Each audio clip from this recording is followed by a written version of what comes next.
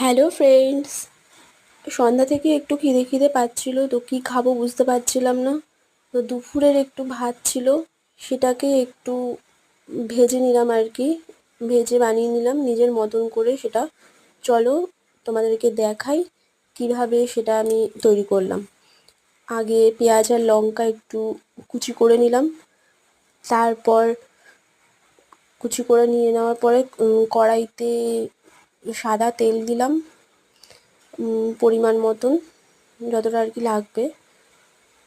তো তারপরে তেলের মধ্যে তেলটাকে গরম হতে দিলাম। তেলের ভেতরে তোমার কেটে রাখা পেঁয়াজ আর লঙ্কা কুচিটা দিয়ে দিলাম।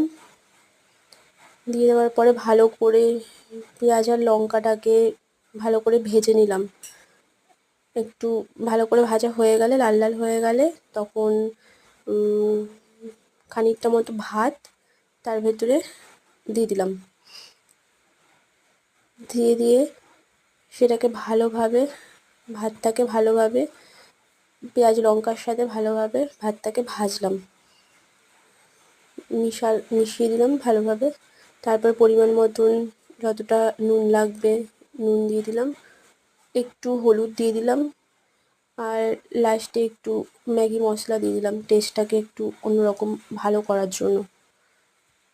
নাও রেডি ভাত ভাজা আমার। কেমন লাগলো বলো তোমরা। Good night.